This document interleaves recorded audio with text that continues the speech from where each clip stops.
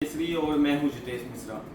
एक ऐसी पार्टी जो कि कुछ ही दिन में अपने आप को युवाओं का लोकप्रिय बताने लगती है। इंस्टाग्राम पे 22 मिलियन से ज्यादा फॉलोअर्स होने के बावजूद भीड़ अगर आप देखेंगे तो उनसे ज्यादा, चाहे बात करें उत्तर प्रदेश की, चाहे बात करें दिल्ली की, पुलिस की संख्या, पुलिस बल की संख्या ज्यादा दिखती है। पर ऐसे तमाम दावे किए जा रहे हैं, तमाम इस्तीफे मांगे जा रहे हैं, पर उन इस्तीफा की आड़ में, उन इस्तीफा को की मांग को लेकर या फिर अपने मुद्दों के आड़ में जो है आरएसएस मुर्दाबाद, ब्राह्मणवाद से आजादी, या फिर बात करें देश के माननीय प्रधानमंत्री को अपशब्द बोलना, ये कहां तक जायज है? ये कौन सा लोकतंत्र है? ऐसे तमाम सवाल जो है इन दिनों देखने को मिल रहे हैं। इस पर और भी ज्यादा बात करने के लिए हमारे साथ मौजूद हैं भाजपा नेता मधुकर त्यागी, जिनसे हम जानेंगे कि इस पूरी पार्टी को लेकर इनकी क्या विचारधारा है। मधुकर जी, किस तरह से देख रहे हैं कॉकरोच जनता पार्टी जो अपने आप को युवाओं को लोकप्रिय पार्टी बता रही है? क्या मानसिकता है इनकी और कितनी युवाओं के बीच लोकप्रिय है? क्योंकि लगातार युवाओं के बीच आप भी रहते हैं, आप भी युवाओं के बीच जो है घूमते हैं, क्या लगता है युवाओं की राय को लेकर? देखिए, किसी भी पार्टी का जनाधार, या आप यूँ समझिए, हम एक पेड़ की कहानी से समझते हैं कि पेड़ टिका कहाँ जी, उसकी जमीन होती है, उसकी जड़ें होती हैं। अब इसकी जमीन कहाँ है? वो है सोशल मीडिया, और जड़ें कहाँ हैं? वो आप पार्टी। एक व्यक्ति बोस्टन में बैठकर एक पार्टी बनाता है और वहाँ से कॉकरोच उसका नाम रखता है, और ये शुरू कहाँ से होती है? ये हमारे मुख्य न्यायाधीश साहब ने जब उन लोगों को, उन युवाओं को जो बेरोजगार हैं और बेरोजगार होकर वो तंत्र में गलत तरीके से प्रवेश कर जाते हैं, फर्जी डिग्रियों के द्वारा प्रवेश कर जाते हैं, तो कॉकरोच के द्वारा वो किस प्रकार से तंत्र में सर्वाइव करते हैं उनको लेकर कहा था। हालांकि उन्होंने इसके बाद में टिप्पणी भी स्पष्ट की, लेकिन कहा किसने और उसका फायदा किस तरीके से गलत इंटेंशन के साथ में लेकर किसने किया, वो बिल्कुल आपके सामने है। माननीय प्रधानमंत्री जी जो इस देश के एक सर्वोच्च दायित्व का निर्वहन कर रहे हैं, प्रधानमंत्री जी को गाली देना एक प्रधानमंत्री पद की गरिमा को धूमिल करने के बराबर है जी। दूसरा, वहाँ पर देश विरोधी नारे लग रहे हैं, ये कोई दूसरे नहीं है, ये वही टुकड़े टुकड़े गैंग हैं जो हम पहले नेहरू यूनिवर्सिटी में देखा करते थे, और वो लोग कहाँ हैं? और उसमें मुझे नाम लेने में कोई गुरेज नहीं है। अमर खालिद उसका नाम है, और जेल की सलाखों के बीच में कई बार विवादित होकर वो पीछे, जिसको डफली डफली गैंग के नाम से भी जाना जाता है। राष्ट्रीय स्वयंसेवक संघ जो पिछले 100 वर्षों से ज़्यादा इस देश के अंदर सौहार्द बनाने के लिए, युवाओं को सशक्त करने के लिए, एक भारत की संस्कृति को सजग करने के लिए आगे बढ़ रही है, उस प्रकार आप समझ सकते हैं कि ये डाइवर्जन का काम है। कार्य इनका ये नहीं है कि केवल एक पेपर लीक होता है, उस पेपर लीक के द्वारा लोगों को लगता है कि ये चीज़ गलत हुई है। उसको भारत सरकार भी अच्छी प्रकार से जानती है कि यदि उसके अंदर कुछ खामियां हैं, किसने इसको किया, उसकी जांच चल रही है, और जांच के बाद में जो भी उसका दोषी करार होगा, भारत सरकार उसको समुचित वो दंड विधान, ये जो भी प्रक्रिया उसके संवैधानिक रूप से होगी वो उसको मिलेगी जी। लेकिन ये यूथ को डाइवर्ट कर रहे हैं। इसी वजह से आपने देखा होगा कि मिलियंस की संख्या केवल हजारों की संख्या में वहाँ सिमट कर रह गई, और आप पत्रकार बंधु भी वहाँ पहुंचे थे, और कुछ दर्शक भी पहुंचे थे कि देखें कि जो एक संविधान की किताब लेकर अमेरिका से चलकर जब एयरपोर्ट पर आता है, और उसने अपने वहाँ प्रवक्ता भी नियुक्त करे थे, उन प्रवक्ताओं ने, किसी ने बॉडीगार्ड अपने पीछे रखा था, किसी प्रवक्ता को वहाँ पर कोल्ड कॉफी वहाँ पी रहा था, और किसी बुजुर्ग से वो हवा भी करवा रहे थे। और जो जिनकी हम बात कर रहे हैं अभिजीत की, इनको 2 घंटे की धूप भी नहीं जली, तो ये किस प्रकार के युवा हैं, और ये वहाँ से कहकर निकल जाते हैं कि हम अगले वीकेंड पर इस प्रोटेस्ट को आगे बढ़ाएंगे। तो ये कि वीकेंड पर किसी एक सेलिब्रेशन का तरीका नहीं है, ये युवाओं को भ्रमित करने का तरीका है। और इस देश का युवा आज नवाचार के माध्यम से, अन्य माध्यम से भारतीय जनता पार्टी के साथ में जुड़ा हुआ है, वो भ्रमित होने वाला नहीं है जी। बीते दिनों लखनऊ में कॉकरोच जनता पार्टी का विरोध प्रदर्शन देखने को मिला। उस दौरान जो है मुख्यमंत्री योगी आदित्यनाथ के पोस्टर जो है वो फाड़े गए, जमीन पर फेंके गए।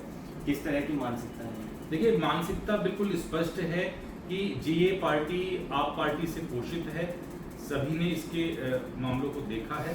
दूसरा, आप पार्टी का जन्म कैसे, जन्म क्या होता है, कहाँ हमने देखा था, हमारे अन्ना हजारे जी का आंदोलन, वो लोकपाल को लेकर था। लेकिन वो उसका डाइवर्जन किस प्रकार से कर दिया। लगता था एक संवैधानिक उच्च पद पर रहने वाला व्यक्ति जनता को बेरोजगारी से मुक्त करेगा, दिल्ली को समृद्ध बनाएगा, और आज वह आप पार्टी के सारे लीडर जेल की सलाखों के पीछे आ रहे हैं, जा रहे हैं, उनके ऊपर दुनिया भर के मुकदमे हैं। और जो व्यक्ति शायद शराब पीना ना जानते हों, उन्होंने भी उनकी उस प्लानिंग के तहत शराब पीना सीख लिया होगा, उसी घोटाले में वो लिप्त हैं। और पंजाब में भी आप देख सकते हैं कि वहाँ का जो युवा है वो नशे के वसीब होते हैं, वहाँ भी किस प्रकार से नशे के द्वारा युवा को धकेला जा रहा है। माननीय योगी जी इस अपने प्रदेश के मुखिया हैं, ऊपर से संत हैं, तो यहाँ पर पद की गरिमा का भी अपमान किया जा रहा है और एक संत का भी अपमान इन लोगों के द्वारा किया जा रहा है। तो ये लोग कहीं टिकने वाले नहीं है। किसी प्रकार से कोई भी एक वैकल्पिक, मैं बता रहा था, मैंने पीछे भी एक इंटरव्यू हुआ था, मैंने उसमें कहा था ये एक बुलबुला है और बुलबुला पानी पर तब तक फैलता है जब तक उससे पे धूप या हवा या पानी का प्रेशर नहीं आता। जैसे ही धरातल पर आई चारों खाने चित हो गई, और इसको पार्टी कहना उचित नहीं है। ये एक भ्रमिक है, एक मर्चिका है। लगातार जिस तरह से कॉकरोच जनता पार्टी के द्वारा, चाहे बात करें दिल्ली के जंतर मंतर पर तमाम ऐसे देश विरोधी नारों के साथ साथ में अगर बात की जाए, जिस तरह से आपने भी कहा डबली गैंग है, उमर खालिद, शर्जील इमाम जैसे लोगों का समर्थन करना और ब्राह्मणवाद से आज़ादी मांगना, क्या वाकई में ब्राह्मणवाद से आज़ादी की जरूरत जो है आज इस समाज को देखने को लगती है या उनको जरूरत है? और ये शर्जील इमाम और उमर खालिद जिसे कोर्ट भी कसूरवार मानता है, पार्लियामेंट अटैक का कहें या फिर ऐसे तमाम आपराधिक मामलों का कहें, उनके समर्थन में ऐसे युवा क्यों उतर कर रहे हैं? देखिए, समाज के अंदर नब्ज पकड़ने की ये कोशिश करते हैं, और नब्ज कुछ नहीं है, इनका एक ही है, चाहे मुगल काल रहा हो, चाहे अंग्रेजों का शासन रहा हो, कि लोगों को तोड़ा जाए, बांटा जाए, अराजकता फैलाई जाए। अब किसी भी पटल पर विकास की यदि हम बात करें तो भारतीय जनता पार्टी पीछे नहीं है। आप देखिए, जब मैं इनके 20 मिलियन की यदि हम बात करें, यदि इनके 20 मिलियन लोग थे, वो कम से कम उसमें मैक्सिमम नेपाल, पाकिस्तान, बांग्लादेश से लोग जुड़े थे। कम से कम 1 लाख की संख्या में मैं मान के चलता हूँ, न्यूनतम ले रहा हूँ कि भारत से भी जुड़े होंगे। यदि 1 लाख में से 50,000, 10,000 भी नहीं पहुंचे, 1000 भी नहीं पहुंचे, तो ये केवल एक प्रोपेगेंडा था, मकड़जाल था, जिससे युवाओं ने समझ लिया और वो स्वयं मुक्त हो गए हैं। तो इस प्रकार के कोई भी प्रकरण चलने वाले नहीं है। अब सरकार वो चलती है जो काम करती है। इसी वजह से भारतीय जनता पार्टी 22 राज्यों में स्थापित है और अन्य राज्यों में भी हम भगवा लहराएंगे। क्या भारत, नेपाल, बांग्लादेश या श्रीलंका बन पाएगा? क्योंकि लगातार जो है वीडियोस के माध्यम से अभिजीत तित्के का साफ तौर से कहना था कि नेपाल में जैसा जनजी प्रोटेस्ट हुआ, श्रीलंका में जैसे युवा जागे, या फिर बांग्लादेश में जो तख्ता पलट हुआ वो भारत में करके दिखाएंगे। देखिए, भारत एक अखंड भारत का सपना लेकर भारतीय जनता पार्टी आगे चल रही है, और अखंड भारत में भारत के वो तमाम हिस्से जो भारत की इर्द गिर्द सीमा से जुड़े हुए हैं, चाहे उसमें नेपाल है, चाहे इसमें से नीचे श्रीलंका है, चाहे उसमें म्यांमार है, चाहे उसमें अफगानिस्तान है, चाहे उसमें पाकिस्तान भी है। हम एक अखंड भारत का सपना देख कर चल रहे हैं। तो भविष्य में ये भूल जाएं, ये कोशिश पश्चिमी बंगाल के चुनाव के समय भी हुई थी, और वहाँ पर ये इस कोशिश में थे कि वहाँ पर जो चिकन नेक है उसको ब्रेक कर दिया जाए, एक अन्य राज्य बना दिया जाए, क्योंकि एक विशेष समाज को पोषित करना ही अन्य पार्टियों का काम है, और भारतीय जनता पार्टी हर वर्ग को लेकर साथ में चल रही है। इसी वजह से वो बार बार रिपीट हो रही है। माननीय मोदी जी